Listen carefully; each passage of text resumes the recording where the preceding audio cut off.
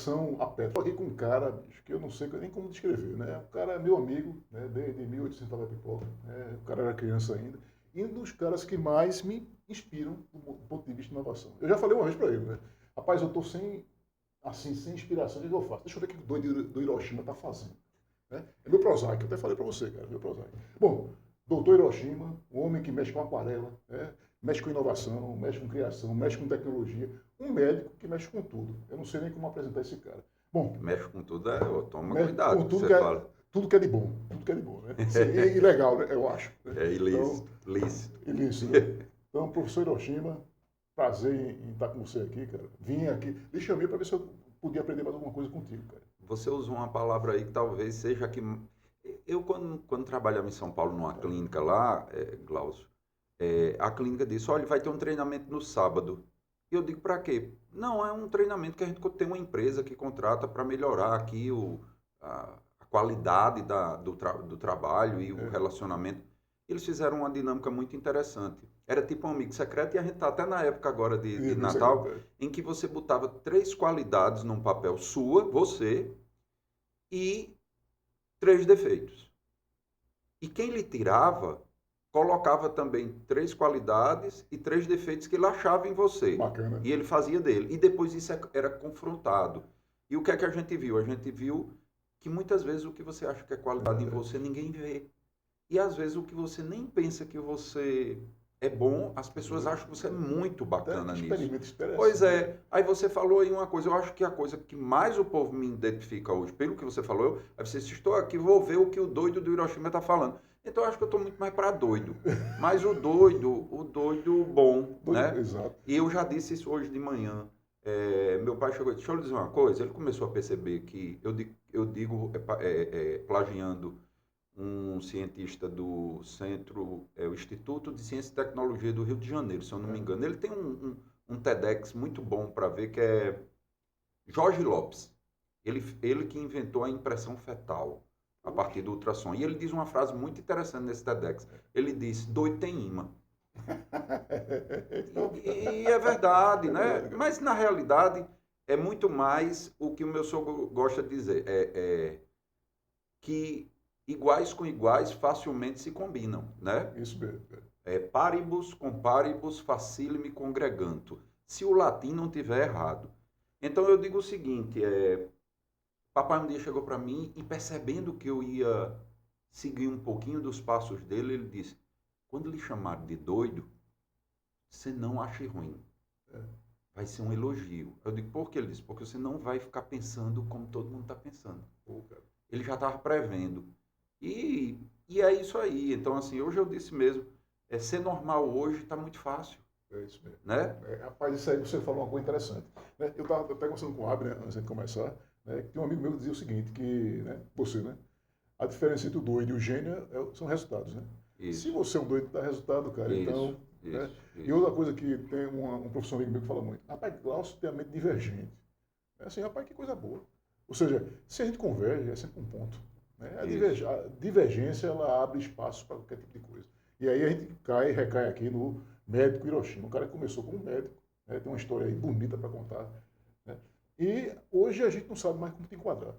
Então, assim, eu converso com minha esposa, digo, rapaz, Hiroshima está com segredinho. Tá com o quê? Então, assim, não, o cara não estava mexendo com isso aí agora, não, mas agora está mexendo com aquarela. O cara é aquarela, quer dizer, o cara mexe com arte, o cara mexe com tecnologia, o cara mexe com gente, o cara está em Currais Novas inaugurando o centro de diagnóstico do câncer. Como é que é isso, cara? Como é que é essa... Rapaz, eu digo que eu conceituaria como... Tem uma síndrome hoje. Aí vão dizer que a gente é doente, mas essa doença é boa pra caramba. Que é a síndrome do pensamento acelerado. É um spa. Então eu acho que a gente vive num spa. Mas um spa mental, né? E eu tava me fazendo uma autoanálise. Eu tava dizendo, rapaz, eu passei por isso, O que eu fiz de mais maravilhoso esse ano, eu não planejei, eu não programei, eu não tava... E as coisas acontecem. E isso só tem um significado. A mente não está enquadrada em nenhum modelo. Em nenhum modelo. Então, é o que eu digo às minhas filhas. Se você perguntar hoje o que é que elas vão ser, elas estão preparadas para responder, não sei, porque minha profissão não existe. Né? Então, assim, eu tento criar elas para elas serem o que elas quiserem. E se desistirem de ser o que são, que mude e que consiga. Hoje o maior medo, Glaucio, que você pode dizer a um médico da minha geração é dizer, se eu tirar o seu CRM, ou seja, se você deixar de ser médico hoje, você vai viver de quê? Isso dá um gelo na espinha, porque o cara vai dizer, não sei fazer outra coisa. Não sei fazer outra coisa. Para isso não é só em qualquer profissão. Mas medicina é pior. Glaucio, eu passei 6 anos na academia de medicina, eu passei 3 anos dentro de uma residência médica e passei alguns anos a mais, mas geralmente mais um ano de subespecialidade. Né? Não estou falando de pós-doutorado, doutorado e nada disso, não. É uma década de estudo para você entrar no mercado, focado dioturnamente, de manhã, tarde, de noite e às vezes de madrugada. Eu não sei se você lembra, mas é de sua época e não venha negar não, existia uma novela em uma emissora aí que tinha um personagem feito por Ney Latorraco chamado Volpone. E Volpone era um cara que vivia dentro de uma bolha, porque tinha um problema de imunidade, não podia. Sim. E era mentira, era forjado e tal. Então eu digo que os médicos sofrem do efeito Volpone. Eles vivem dentro de uma bolha e que para romper essa bolha, meu amigo, é difícil. Muito difícil. Mas eu acho que está perto de romper, cara. As novas gerações têm um lado muito bom, que é justamente conseguir romper mais fácil essa bolha. Mas é outro assunto que a gente pode até falar. Eu estou muito preocupado com a medicina dos que vão me tratar, porque isso é uma frase minha. A medicina que eu aprendi já morreu. É um cadáver insepulto. Estou enterrando aos poucos. Né? Quando a gente pega uma geração que não quer dar plantão, que não quer atender o paciente no final de semana, que não quer atender doença, e que pensa que vai ser rico fazendo medicina, eu tenho muita pena dessa geração, porque a medicina tem que ter propósito. Se não tiver propósito, você não aguenta, você vai adoecer, porque sucesso é igual resultado menos expectativa, a expectativa é gigantesca, o resultado não vai acontecer como quer, não vai ter sucesso, insucesso, frustração, não sabem ter frustração, vão ter depressão e por aí vai, né? E é esse pessoal que vai cuidar da gente. É esse pessoal que vai cuidar da gente, que está atualmente depressivo, né, tomando remédios, e que era uma coisa assim que, se você chegar na minha geração e dizer assim, rapaz, tem um colega de turma que está depressivo, acaba, hã? Como assim? Hoje não. Como assim? Hoje, o índice é altíssimo. A gente teve alunos, né, que cometeram suicídio e tudo. Isso é preocupante. O que é que está errado? Glaucio, eu vou lhe dar um número aqui que você vai se assustar. Nos Estados Unidos, os últimos números que eu tenho, 1 médico se suicida por dia. Puxa vida, cara. Em Pernambuco, foi 1 por mês, 12 em 2016. Acho que você falou isso para mim. Depois você dá uma checada nisso. Então a gente começa a se perguntar, cara, o que é que está acontecendo? O que é que está acontecendo? Você está fazendo uma profissão fantástica, né? Que até hoje, imprescindível, por enquanto, tem alta empregabilidade, mas já não vai ter. E é o que eu digo, uma coisa é você fazer uma profissão em condições insalubres, mas você fazer medicina numa condição insalubre, você está pondo em risco você e o paciente. Né? É isso mesmo. Mas cara. Então vamos lá. Então, pintaram esse cenário. E aí, como é que se encaixa o Hiroshima em Salvador? Né? Rapaz, é culpa do meu pai. Né? Meu pai só teve até a 7ª série do ensino fundamental. Né? Não se formou porque não quis. O pai dele tinha posses para isso. Colocava todos os filhos internados no Colégio Marista na década de 50, ou seja, não era qualquer pessoa que conseguia fazer isso, mas meu pai simplesmente não quis estudar, e hoje eu entendo porque ele não queria estudar. É porque ele tem uma cabeça tão divergente que ele não conseguiria ficar preso numa cela, porque a escola tem grade curricular. Ainda a escola, né, do básico até a universidade. Exato. O nome é grade. Ele não conseguia ficar dentro da escola, porque o pensamento dele era muito grande. E eu cresci com ele fazendo meus brinquedos. Né? Na década de 70, 80, por ali, 79, 80, exatamente aí, meu pai construiu a primeira bicicleta elétrica para a gente, né? Caramba, bicho. Hoje que a gente compra, manda buscar em São Paulo, Mercado Livre e tudo, ele fazia em casa, né? Carro elétrico, kart, ele fazia. Os nossos brinquedos era ele que fazia. E eu me lembro os meninos da rua diziam, cara, eu queria que seu pai fosse meu pai, Eita, porque os brinquedos são muito mais bacanas o que eles fazem que o que meu pai compra. Então eu cresci com esse cara numa oficina, criando e botando a gente para pensar de manhã, dioturnamente. Me lembro bem uma vez que peguei uma conversa dele e o professor Nicanor, você sabe quem foi o professor Sim. Nicanor? Lá na garagem, lá de casa. E quando eu conto quem era o professor Nicanor, os cabras dizem, não, sério? Eu digo, procura a história para você ver. Então, a culpa foi dele. Mas aí você diz, por que você foi para medicina? Eu tinha tudo para ser engenheiro. Tudo, tudo. E minha mente é de engenheiro. E talvez foi isso que fez eu ser médico e trabalhar com a parte de inovação. Porque a medicina ela tem uma grande coisa que deixa a gente angustiado. Não só a morte.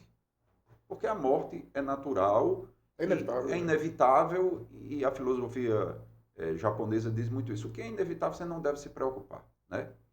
Mas a medicina tem uma coisa que muito me incomoda. É de que 2 mais 2 não é 4. De você abrir um paciente, operar, fazer a técnica operatória toda certinha, tudo bacana, e o paciente ter complicação no pós-operatório. Isso, eu não consigo viver com isso. Entendeu? E isso é muito frustrante. Ou você fazer um tratamento todo e não responder. Entendeu? Então, é muito frustrante. E aí, por que eu fui para a medicina, né? E aí você sabe muito bem da história. Eu cresci com meu avô, o pai do meu pai cego, né? Por glaucoma.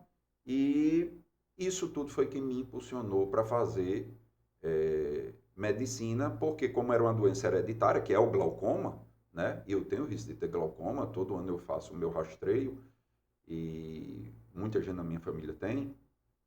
E foi isso que me impulsionou, porque eu sempre gostei de desenhar e como é que eu ia desenhar cego, né? Aí eu disse, cara, eu tenho que estudar essa doença. Não deixa de ser uma engenharia, né, a medicina. Sim, concordo, e cada vez está mais atrelada, né? E aí fui fazer medicina. E na época que fui fazer medicina, meu pai desempregado, minha mãe professora do estado, ganhando pouco. É muito bom a gente contar a dificuldade. Contar coisa boa é chato. O cara chega para você, Glaucio, e diz, vou passar o Réveillon em Paris. Tá? Ah, que graça. Vai ser massa, eu sei. Cara, fui passar o Réveillon em Pau dos Ferros. Fui no Pinga-Pinga. Levaram galinha, porco dentro do ônibus. O cara disse, rapaz, me conta essa epopeia, não é não?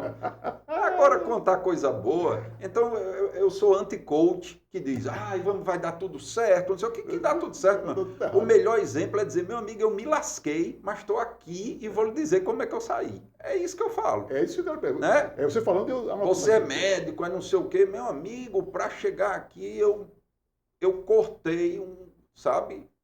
Então, assim, entrei no curso de medicina, não tinha nada de dinheiro.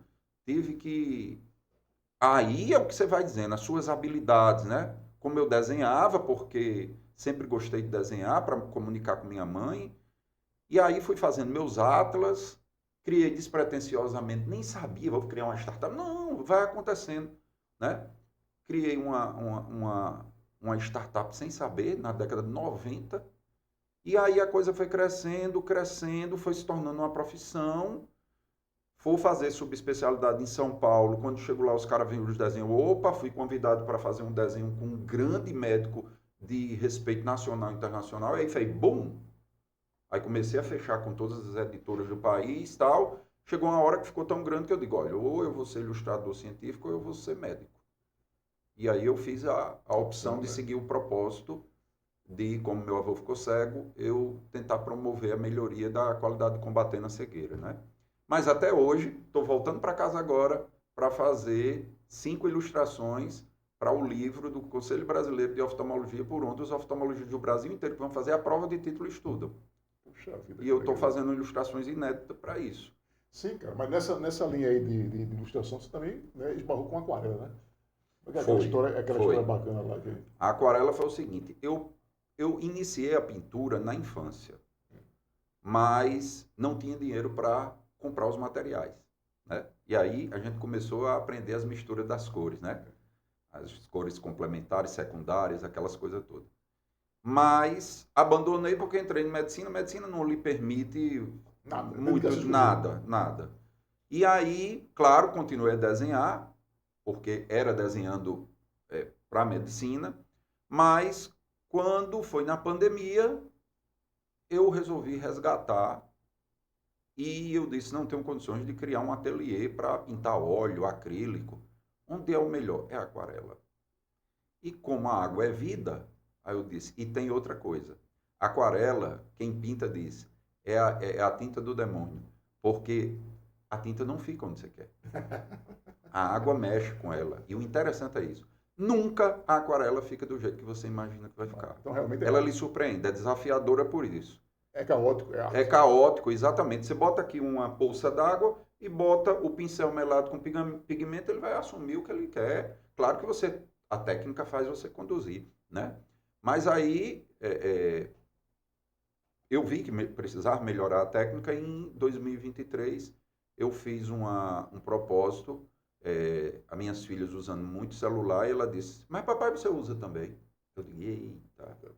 Aí eu disse, vou então fazer um propósito. Em janeiro, que são as férias delas, né? Eu vou pintar uma aquarela por dia para tentar me afastar do celular.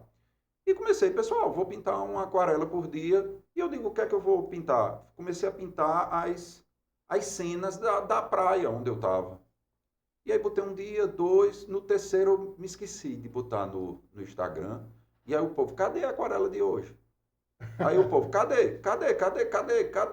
Aí eu digo, eita, estão me observando. Criou um nicho, né, cara? Aí comecei a fazer pá, e o povo começou, faça a minha. Eu digo, não sufoque o artista, né? Aí fui fazendo, fiz 31. E aí o povo, por que você não faz uma exposição? Eu digo, não, tô começando, tal. E aí teve a ideia de fazer a exposição que você foi, né? Sim, teve lá. A exposição para converter o dinheiro arrecadado para a Casa de Apoio ao Paciente com Câncer Irmã Gabriela da Liga, né? E foi um sucesso. Fantástica, cara. Foi um sucesso. Passou um mês na Quadros Rios, do meu amigo Jadson, quero mandar um abraço. Não cobrou nada pela exposição, apenas fez a emolduramento das obras todinhas e vendemos até para os Estados Unidos, né? Então, todo o recurso foi alocado para lá. E depois disso, quando foi um belo dia, eu recebi uma ligação dizendo, doutor Hiroshima, a gente está querendo fazer um convite para o senhor. Eu digo, pode falar. A gente quer que o senhor faça uma exposição na Avenida Paulista, na Japan House. Eu digo, poxa, isso é um trote, cara. Não tem condições. Nem pagando você consegue fazer uma exposição na Japan House. E eu digo, qual é o projeto? Ela disse, o projeto é você pintar 12 obras contando a história da miopia, que a miopia hoje está progredindo em todas as populações e a previsão que em 2050 nós temos 50% da população míope. E isso é um problema de saúde pública. Eu digo, pronto, aí fiz obras desde a genética até a complicação pós-cirúrgica. Fiz 12 obras, chamando a atenção, e foi maravilhoso. A gente fez a abertura lá com toda a mídia de São Paulo. No outro dia foi com o pessoal no primeiro dia com o pessoal da saúde, os oftalmologistas, as entidades japonesas, porque a Japan House só tem 3 no mundo. O nome Hiroshima pesou, hein, cara? Pesou. Então, um médico que pinta e tem nome japonês. E é do Nordeste. Aí, mais divergente impossível. É impossível. E aí, no primeiro dia teve o pessoal da oftalmologia, contando com a presença do cônsul geral japonês em São Paulo, né? Shimizu Toru, se eu não me engano. E no segundo dia foi da mídia e passou um mês. O mês de dezembro todinho exposta lá e aberta ao público. E contou com a previsão que eles disseram, 60 mil pessoas visitando. Caramba, cara. 2.000 pessoas por dia. Me diga uma coisa assim, mas a coisa progrediu, cara. Progrediu. A gente está acompanhando daqui a pouco. Aí depois disso, a gente passou por uma curadoria e fomos escolhidos para expor no Carrossel do Louvre. É isso aí, o ápice da carreira de um pintor, né? E é isso que eu digo, Glaucio. E você Se você me dissesse planejado. em dezembro, há um ano atrás, né? Isso Em vai dezembro. acontecer. Ei, tu vai expor no Carrossel do Louvre. Eu digo, cara, você tá louco. Eu não Você tenho fica doido. milhões de francos para investir nisso aí. E é o que eu estou dizendo. Coisas que o dinheiro não compra. A gente está vendo hoje nas redes sociais, todo mundo ostentando, essa coisa que a gente vê que os valores, né? Então, ter dinheiro para comprar as coisas é legal, é bacana, mas o difícil é você conseguir o que o dinheiro não compra. Cara, família, amigos sinceros, o dinheiro não compra. Tempo, você fala muito, né? Tempo. Pronto, cara. Então vamos lá. Então a gente viu uma visão do cara, do artista. Eu sempre, né, inclusive está aqui esse livro aqui que a gente tem 15 anos para escrever, o Tristorno, né? E a inovação, a criatividade, ela aparece em várias formas. Na arte, na ciência e no humor. Então você é um cara que naturalmente daria muito bem para stand-up, que já viu umas palestras tuas, a gente começa a rir e não para mais. Então stand-up tá ok, a parte artística, né? O cara que expõe no Louvre, né? Não tem o que dizer. Agora vamos para a parte tecnológica, cara, a parte científica. A gente se conheceu lá em 1900 e pouca, não. 2010. 2010, cara. Foi por aí. 2010, foi por aí. Né? E um cara, médico, aparece para mim, rapaz, eu quero incubar minha empresa. Eu digo, como é, bicho? Fui o primeiro a me inscrever. E aí, pronto, cara. E você tinha tecnologia de ponta para mostrar pra gente. E aí a gente chega na. Lembra, né, claro que você lembra, né? Mas quais são hoje aqueles dispositivos que você tinha criado? Diz pra gente aí, mais ou menos, os dispositivos, né? Os básicos. No que deu? A gente entrou no Nata com a finalidade de querer acabar com os livros, lembra? Era tipo fazer um Kindle ilustrado. Não era isso? É isso. Que hoje isso é uma piada, né? Eu acho engraçado demais isso. Os projetos que a gente achava que ia ser uma coisa fantástica, mas isso faz parte do tempo. A gente não pode fazer anacronismo, né? Querer comparar as coisas em tempo diferente. Mas daquilo a gente conseguiu fazer, por exemplo, a primeira suíte de aplicativos da oftalmologia que ensina o médico que prescreve óculos se livrar dos principais erros. Sim. E hoje está em 98 países, né? A gente recebe e-mail de oftalmologista da Nigéria, de todo canto. A última vez, eu dizia 92, mas um ex-sócio meu que trabalhou disse já está em 98 países. Então, quer dizer, é muito interessante você ver uma coisa que saiu de sua bancada. Então, era o quê? Eram os desenhos que estavam na cabeça, lá da faculdade, que não tinha livro, e eu comecei a desenhar. Esses desenhos se digitalizaram, entraram no celular, se transformaram em aplicativos e ensinam médicos no mundo todo, né? E aí foi quando minha filha, assistindo um filme chamado Dora Aventureira, né? E ela disse... Uma série. Papai, você assiste Dora Aventureira comigo? Eu digo, mas quem é Dora Aventureira? Ela disse, uma menina muito bacana. Quando tem um problema, ela tem uma mochila que resolve. Eu digo, meu amigo, eu preciso conhecer essa menina. Né? Aí eu digo, uma menina que tem uma mochila, eu posso ter um consultório na mochila. E como o cara foi para a Lua, né, Glaucio, com acho que 4 KB de memória RAM, por aí, não era no Arduino, era no Arduino, né? Calculadora hoje básica, tem mais do que isso. Então, com o celular, meu amigo, vamos dar uma volta na galáxia, né? Dá para ir para Marte e voltar.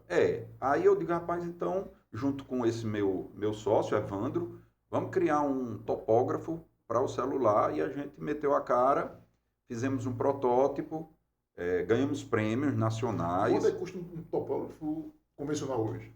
Cara, você tem uma variedade de topógrafos, mas eu creio que deva variar aí de 40 a 100 mil reais. Aí você botaram isso dentro do celular. Isso. E talvez nem todas as clínicas de oftalmologia daqui de Natal tenham topógrafo. Nem todas. Claro, as grandes têm. E para que isso? Para dar o diagnóstico de uma doença que é uma das principais causas de transplante no Brasil e no mundo, que era o ceratocone, que leva à perda da visão e acomete principalmente jovem na hora que vai decidir o que vai fazer no vestibular.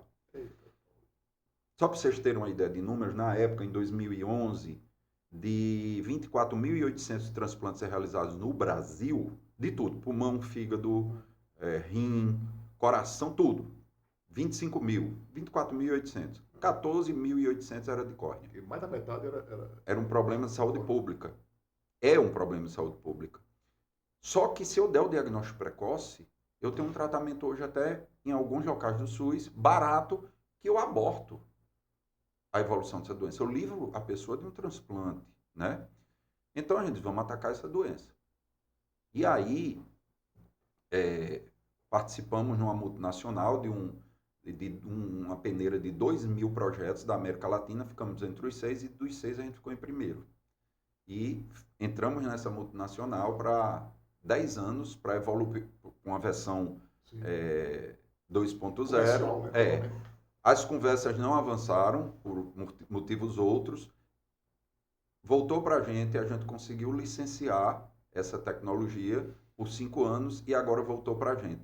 E agora estamos conversando com algumas pessoas de fora, inclusive com interesse governamentais internacionais, que talvez a gente está numa versão agora 5.0 e que a coisa ficou, se você tinha uma coisa, é igual ao computador, né? Grande, agora ela está reduzida a um biscoito recheado. Pois é, cara. Você pegou um problema, transformou numa oportunidade. Sim. Né? Empacotou e botou um celular. Então, assim, vejam só, é isso que eu falo, né? Eu digo, rapaz, vamos ver o que é que o doido do Hiroshima está fazendo. Se ele está na engenharia, se ele está na arte, se ele está stand-up. Né? Porque é fantástico. Em 2014 tive câncer, né? Sim, cara. Foi importante. É o que eu estou dizendo. Eu sou um coach às avessas. Eu só digo como me lasquei e como consegui sair. Como é que você saiu disso? Não é? Porque todo mundo está lascado, Glaucio. Não é Instagram, não. Eu digo, se eu fosse pedir a Papai Noel alguma coisa, eu ia dizer, eu quero a vida do Instagram. É perfeita, né? Todo mundo está rindo, feliz da vida. O bom é você contar perrengue. O cara se identifica. O Instagram, para mim, é o maior coach digital que existe, cara. É só mentira, cara. Exato. Assim, a gente está generalizando, claro que um e outro, né? A gente sabe que tem uma realidade bacana, mas isso faz muito mal para essa nova geração. Para a gente que foi lapidado, né? Na pressão, né? Na pressão, no mertiolate que ardia, a gente sabe, pô, bicho, isso aí, só ardia, isso aí não me abala, né? Isso não me abala. Mas uma geração ser formada no Instagram é muito preocupante.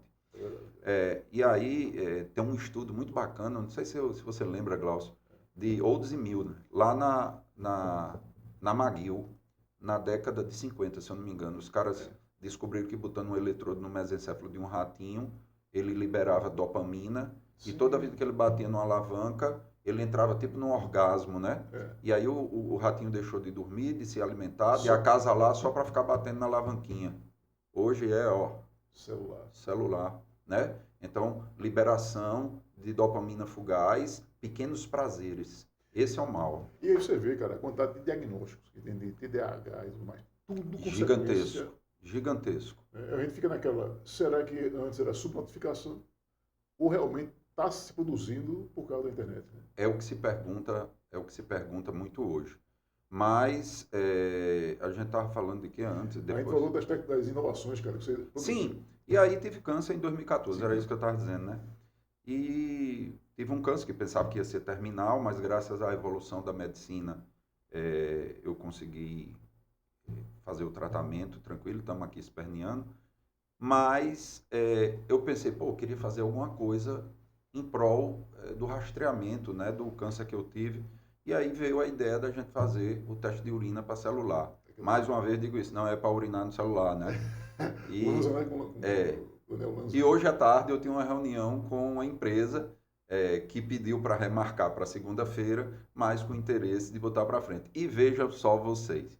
Todo mundo fazendo pipizinho no celular agora. Pois é. E aí imagina a gente ter esse exame de celular no seu vaso sanitário, todo dia mandando para o seu médico como é que está a sua urina, né? Ou pro IA, né? Daqui a pouco. E você sabe que a insuficiência renal é uma das coisas mais silenciosas que está crescendo e ninguém está alertando para isso, né? Então, quando veiculamos que conseguimos a concessão da patente ano passado, que a gente verbalizou isso, acho que foi na CBN, meu amigo Gênio, um abraço para a Gênio, se estiver nos vendo. Logo depois um amigo ligou dizendo, rapaz, será que esse seu exame, essa tecnologia que você falou, não dava para usar em outra coisa? Eu digo, em quê? Ele disse, rapaz, a gente tem um problema sério nos ovinos e caprinos, que é uma doença que causa uma verminose, que causa anemia, e quando a gente vai ver, Já foi. morreu, e a gente, quando vai ver, é o verme. Eu digo, e por que não trata logo tudo para verme? Ele disse, não, porque causa resistência. A gente só pode tratar que está doente. E como é que faz o rastreio? Não, é um papelão com 5 quadradinhos vermelhos que a gente baixa, como fazia o médico do interior, o olho da gente, se o menino está corado ou não, e compara. Se tiver a partir do 3, tem que tratar. Eu digo isso no olhômetro, se é difícil para danado para a gente comparar. Aí a gente pegou, adaptou o teste de urina para fazer o rastreio e está pronto. O cereal, é um cereal que tem, Tá pronto. chip. Tá pronto, ou seja, a gente consegue, e tem um primo meu que é um grande criador de caprinos. Quando eu falei para ele, ele ficou assim uns 30 segundos calado. Ele disse, cara, isso vai revolucionar, porque você vai... Essa tabelinha, há décadas, há muito tempo que ninguém contesta.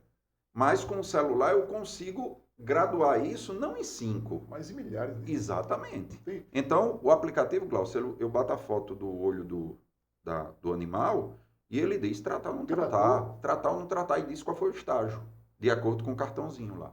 Ele, a IA ou um profissional? Não, o celular. O celular. Está aqui pronto. Não sei se eu consigo mostrar aqui, Caramba. mas é esse aqui, ó. Ele, claro, é uma versão beta, né? E aí... Pronto, cara, mostra aqui pronto, essa tua câmera aí. Para qual? Essa aqui? Mas aí eu boto aqui, ó. Vou botar na mesa, né? Bato a foto.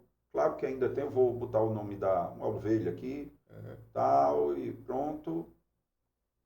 Quando eu boto isso aqui, confirmar,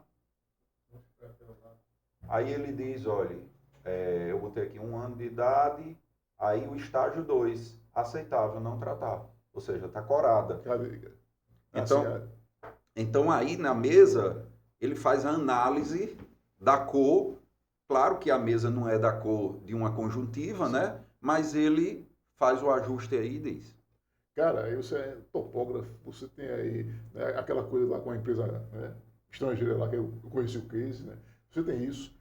E ainda você, né, ainda não falou ainda, você também é professor da UFRN. Sim. Então, Sou professor da disciplina de oftalmologia do departamento de cirurgia. E aí, cara, quando você olha para você, né, eu tive um papo aí com alguns empreendedores antes de você, né, com Cássio, também com Montenegro, tive com Costa Barros, e aí a gente viu uma crise, né? Eu dei uma palestra terça-feira sobre a questão da evasão das escolas. Então, a evasão da universidade, tem a evasão e tem a não atração. Sim. Então, hoje a gente tem quase 50% a menos de pessoas que submetem à universidade, e lá dentro, 40%, 50% de evasão. Então, eu falei a palestra, o pessoal ficou meio chateado, porque no fim eu mostrei o seguinte, que quando o produto é ruim, ele não atrai. E quando o serviço é péssimo, não retém. É isso que hoje a universidade está assim, tanto pública como privada. Então, quando você olha para a sala de aula, como é que você pensa em atrair primeiro, ou então, e reter esse aluno lá dentro? Já que você é um cara, né, multifacetado, tem uma potência aí, né, de transformar as coisas absurdas. Tem uma coisa muito interessante que você falou aí. Quando você fala na medicina e na área tecnológica, são duas coisas diferentes. Eu digo que a medicina está passando agora pelo mesmo estágio que muitas profissões já passaram há muito tempo, concorda? Engenharia civil na década de 60 e 70, Glaucio, era concorridíssimo, não era? Pelo menos é o que eu escuto dos meus tios. Diz que vaga de odonto e vaga de medicina era praticamente, vinham fazer porque ninguém queria. Tem muito amigo meu que é dono de construtora daquela época. Que foi o apogeu do militar, construindo Itaipu, Brasília, tudo. Então a coisa, né? E o que é que acontece? A medicina vai passar por isso. Ou seja, ela hoje, tem um estudo que, acho que em 13 países, eu tenho isso lá, nos meus dados. Em 13 países perguntaram o que é que você quer que queria o sonho de seu filho ser. Qual foi o primeiro? Médico. Isso quando? Isso foi em 2015, por aí. E também tem outra pesquisa em 130 faculdades de medicina no Brasil, viram os egressos 100% empregado. Então é isso que atrai muito hoje. Antigamente o que atraía para você ser médico, eu dizia que o que pesava mais era o propósito. E segundo, uma vida confortável, tal, né? Com uma rentabilidade boa, com empregabilidade de mais de 100%. Classe média, Você só ficava desempregado se você quisesse. E era isso. O que foi acontecendo? O propósito foi caindo e a parte financeira e na tentativa de ter uma vida mais confortável, com mais empregabilidade, foi tomando mais espaço. Deu para entender? Deu. De modo que, na minha época, como não tinha, o vestibular era só a federal. Se você não desse para medicina, você não passava de 2 vestibulares, você não aguentava. Você não aguentava. Entendeu? Então, isso fazia o cara que tinha o propósito mesmo ia até o final. Ia até o final. Cara, eu vou. Ele passava. E ele passava. E ele passava. Na terceira ou quarta vez ele passava. Hoje não tem praticamente mais isso. Né? Eu estou dizendo comparando com minha época. Então, assim, o que preocupa a gente é isso, é a falta de propósito. Então, quem não tem propósito, não quer evoluir o paciente de madrugada. Quem não tem propósito não quer trabalhar em final de semana. Por quê? Porque o propósito agora é mais baixo e a parte financeira e idealizada da profissão é mais alta. Deu para entender? Deu. Então aí você disse reter como não reter. A nossa grande chance ainda, e que a população não entende, é que a medicina ela é muito regulamentada. Então, Glaucio, eu posso programar, eu como médico? Pode. Posso, não posso? Pode. Eu posso fazer a atividade de um desenvolvedor que tem formação na universidade? Posso, não posso? Mas um desenvolvedor pode aplicar uma injeção ou administrar um medicamento, prescrever? Não pode. Então, muita coisa na medicina hoje ainda prende os alunos pela regulamentação. Porque se não tivesse, já tinha acabado. Entendeu? Ou seja, não ter residência médica, você dizer isso para a minha geração, se você chegar para a minha geração, a gente tem 25 anos de formado agora, se você chegar para a minha geração e dizer assim, eu vou fazer medicina e não vou fazer residência, o cara diz, cara, você é doido. Na minha época, hoje isso é natural. E aí eu pergunto, você teria coragem de entregar seu filho, entregar seu pai a um médico não residente, que não teve 2.000 horas de treinamento para isso, né, só para isso? Então, assim, a gente se preocupa muito, porque a qualidade do ensino médico é muito importante, né? Eu dou aula de demografia médica e a OCDE, né? A OCDE diz, OCDE, né? Organização, Crescimento e Desenvolvimento Econômico. Ela diz que a gente tem poucos médicos ainda, tá? A gente está abaixo do nível. Ela diz que nós temos muitos especialistas, mas que isso vai fazer em breve isso aqui, ó. Eu vou ter pouco especialista e muito médico generalista, ou seja, sem especialidade. E isso faz a gente cair no IDH. Porque o que diz que você é um país desenvolvido não é o número de médicos, mas sim os médicos especialistas. Cara, porque você tem, né, as doenças são bem específicas. Se você não tem um cara que é residente específico naquela área, alguém, né, no teu caso, por exemplo, você teve uma doença, o pessoal da Liga, por exemplo, que a gente vai chegar a falar daqui a pouco, todos são altamente capacitados. Sim. Imagina se daqui para frente a gente não tem mais esse pessoal. Não, eu acho que eu vi no YouTube alguma coisa, acho que vou fazer isso com você. Você pega um plano de saúde decente, por exemplo, na hora que você vai entrar como médico, ele vai passar um pente fino em toda a sua formação. Ele não vai aceitar se você não tiver a comprovação da sua especialidade, né? Então, isso é uma segurança que você está indo para aquele médico. Por enquanto, exatamente. Enquanto for por enquanto, exatamente. Então, e aí você pergunta, como é a atração e como reter, né? O curso de medicina, ele tem muito isso ainda, porque ele consegue reter e consegue atrair devido à regulamentação disso tudo. Mas se não tivesse, a evasão era muito maior. Era muito maior. E é o que eu digo há 10 anos, você sabe disso. Se as universidades não mudarem a maneira que estão fazendo, né, ela tende a ter muita dificuldade para convencer um menino sentado assistindo uma aula que ele tem uma aula 10 vezes melhor no celular dele em casa.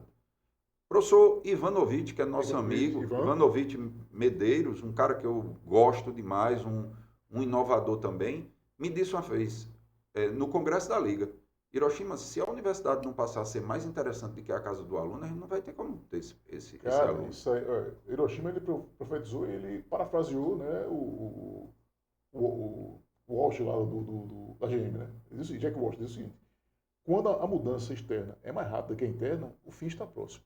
E a gente está nesse fim. Se a medicina começou assim, o resto nem se fala. Aí você imagina o seguinte, um mercado, isso a gente usa muito lá na Liga, Dr. Edilmar, que é o nosso diretor do IEP, Instituto de Ensino, Pesquisa e Inovação, ele diz, o mercado se movimenta como um jet ski e as instituições como um transatlântico, né? Então, como você ir para o transatlântico, mas você tem que se locomover como um jet ski, não é? Então, é isso que eu digo. Será que a medicina do futuro das universidades vão ser apenas acreditadoras de médicos? Ou seja, será que eu vou passar num vestibular de medicina e um dia eu vou ter que ir lá para comprovar se eu sei examinar um abdômen e dar um diagnóstico de apendicite? E se eu der? E se eu der, vai importar onde eu estudei, Glaucio, ou não? Eu estou acreditado, eu passei na prova. Hoje vai estar igual o pessoal da computação. Né? Se você, como até Monteiro falou, se você entregar o que ele quer, o produto perfeito que ele quer, adeus, não importa de onde você vem.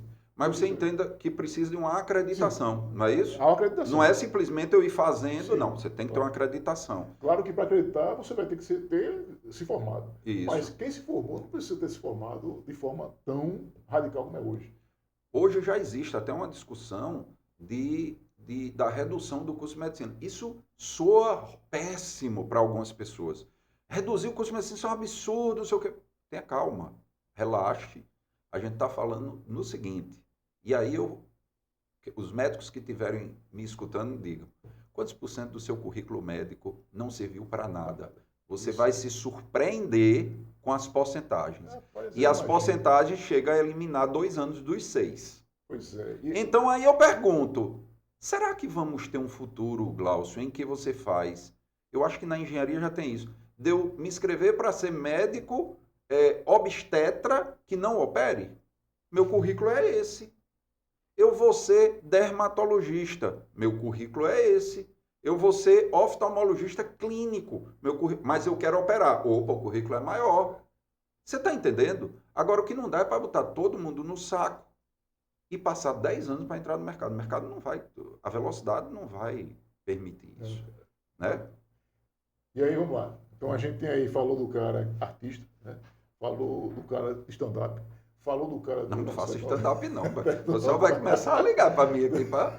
Tecnológico. Cara, agora, julho eu tive na inauguração lá do Centro de Diagnóstico. Vamos falar daquilo ali? É o Centro Diagnóstico e de Especialidades lá da Liga em Currais Novos. Né? A Liga é uma instituição de 75 anos, né? Começou com o doutor Luiz Antônio, doando uma casa lá para receber os pacientes que tinham câncer terminais para serem cuidados pelas freiras, né? E a Liga, ela nasce nessa essência, né? De cuidado humanizado. E aí vem o doutor Aloysio, o primeiro médico especializado em uma das áreas da oncologia. E hoje a Liga é um exemplo de instituição, uma instituição que a maioria dos pacientes atendidos são SUS, né? E uma parte é privado e plano de saúde, e que consegue dar o mesmo atendimento para esses 2 pacientes sem distinção. Edilmar, que é o diretor, fez uma apresentação na UFRN, e nós temos equipamentos na Liga aqui em Natal, Glaucio, que pouquíssimos hospitais no Brasil têm, né? Então, só para você ver, esses grandes hospitais, que eu não vou dizer nome, que a gente escuta de nome, não tem os equipamentos, às vezes, que a gente tem aqui. Então, a Liga hoje é um exemplo disso, e fazer parte da inovação de lá, da cultura da inovação, é uma coisa assim, e para quem teve câncer, é uma coisa de propósito, né? De propósito. Então, a Liga hoje inaugurou lá em Currais Novos, e qual é a finalidade disso? É ampliar mercado? Não. É facilitar a vida de um paciente que está com câncer, que precisa pegar uma ambulância, paciente do SUS, tem que sair de madrugada para chegar aqui na Liga, no SECAM, ou no Luiz Antônio, ou em outros Muito hospitais, antes para esperar fazer o tratamento, e um tratamento doente, é o que a gente está falando aqui em off. Eu tenho que resolver um negócio no interior, ou do interior para Natal. Poxa, bicho, vou ter que pegar a estrada, vou ter que ir lá, papapá. Imagine isso, você doente. Imagine que essa doença é um câncer, que você está correndo risco de vida. Então, e agora se eu chego e digo, você não vai precisar sair da sua cidade, você vai fazer seu tratamento e vai para o conforto da sua casa. E a gente estava fazendo aqui uns cálculos, né, Glaucio? Nesses poucos... Quando foi, Glaucio? Foi em julho, foi? Foi julho. Julho. Meio ano. Foi 24 de julho, eu acho. Julho, agosto, setembro, outubro, novembro. Em 4 meses, o pessoal já fez o cálculo que mais de 850 mil quilômetros de ambulância já foi cancelado nesses meses. Cancelados. E a gente fez o cálculo... Edilmar, que é o diretor do IEP, vai gostar desse número. Fizemos o cálculo aqui com auxílio de Glaucio e Abner, que está aqui no back-end. Né?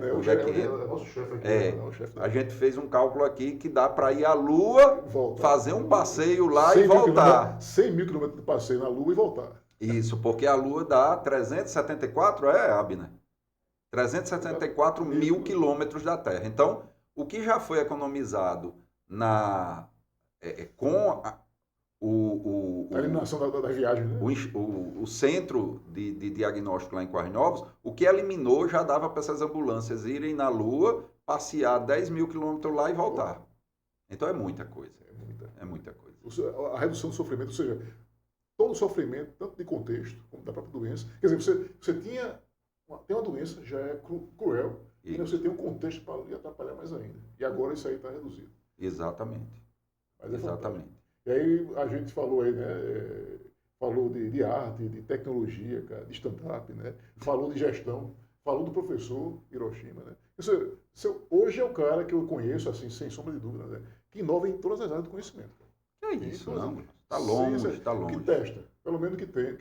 Eu falei hoje até com Costa Barra, que a gente está dizendo o seguinte, a gente hoje, eu não falo mais de inovação, eu falo de experimentação. Vamos experimentar. Sim, sim. A inovação já virou hype, já virou onda. Eu falei também hoje num curso de inovação que eu falei para você que a gente estava falando. Eu abomino esses termos. Pois é. Sabe por quê? Quando a gente... Não é nem por isso. Eu acho que quando a gente fala termos startupeiros ou startupeiros? Startupeiros. Eu nem sei. Mas quando a gente fala esses termos, a gente se coloca num pedestal inacessível para quem quer estar ao nosso lado, entendeu? Aí o cara chega e diz, não, mindset, pivotei, que não sei o que. Cara, bicho, eu queria inovar, mas não dá. Os caras não falam nem o que eu entenda. Juridiquês, né? Não é? Então, assim, eu acho que a gente tem que falar... A gente estava fazendo um curso hoje pela manhã para o cara da manutenção, do almoxarifado, da lavanderia. Se eu for usar esse termo, eu vou afastar gente fantástica. Ele não vai nem ouvir. E eu fui lá e ele disse, eu vou me apresentar aqui. O meu nome é Fantiquinho, não é Dr. Hiroshima. Então eu estou no mesmo nível que vocês. Eu sou filho de João Batista Pinheiro, que tinha 7ª série. Então aí eu consigo aproximar eles. Aí quebra uma barreira do tamanho do mundo. Tenho, exatamente. E conseguimos. Estou esperando o NPS quando voltar. Vai dar 5. NPS, pessoal, também detesto sigla. É uma avaliação, não é feedback, é um retorno do pessoal dizendo se gostou ou não do curso. Só isso. É o Net Promote Score, né? Exatamente. Bom, cara, eu falei aqui com o professor, doutor, aquarelista, né? Stand-upeiro, professor Hiroshima, né? O cara que eu admiro demais, né? É o meu Prozac, já falei por aqui. E aí, cara, a gente já está terminando aqui, eu queria deixar contigo o microfone aberto para você passar uma mensagem aí para as novas gerações, para todo mundo. Rapaz, o que eu poderia dizer, já que a gente está falando, é um programa de inovação, né? Isso. Eu gosto de dizer sempre assim, não tenha passionalismo. O projeto que você tem hoje, que você ama, amanhã pode não significar nada para você e isso não é motivo de você desistir. Se mataram sua galinha dos ovos de ouro, faça uma canja, porque o mais importante é a sua cabeça, você consegue fazer outra galinha dos ovos de ouro, né? Cuidado com sócio, tá? Tenha network, tenha network. Network eu digo que é hoje na experimentação e no mundo de quem quer entrar na inovação é, para mim, o mais importante, mais do que dinheiro. Isso aí, cara. Eu, mesmo se tivesse dinheiro, eu não ia ter conseguido chegar a ter acesso a algumas pessoas que eu consegui realizar coisas, mesmo se eu tivesse dinheiro, eu não teria conseguido. Mas por network, eu consegui. Por relação, habilidade. Tudo Isso. mais, né? E outra coisa, cuidado. Inovação, startup não é Eldorado. Ninguém vai ficar milionário. Inovação é uma cultura e estilo de vida. Você vai botando na prateleira. Na prateleira, quem sabe um dia dá certo. Eu estava falando até para Cássio, né, que tem um ditado, né? Devagar e sempre, eu prefiro dizer o seguinte: incrementalmente e sempre. Isso. Devagarinho. E só se junte com gente melhor do que você, Pois é, né, como cara? eu fiz quando fui para o Nata, Pois procurando é, o cara. professor Glaucio. E graças a Deus ele não sabia dessa máxima, porque senão ele não se juntava comigo. Cara, não tinha como, não. É aquela coisa. Doido tem imã, né, cara? Tem, Então eu acho que a tem, atração tem. foi, né, no bom sentido, né, cara? A atração foi recíproca. Bom, bati um papo aqui com o professor doutor Hiroshima, né? Um grande amigo, fã de Quinho, né? Mantequinha. E aí é mais uma conexão a Petros. Vejo você na próxima. Grande abraço aí. Rapaz,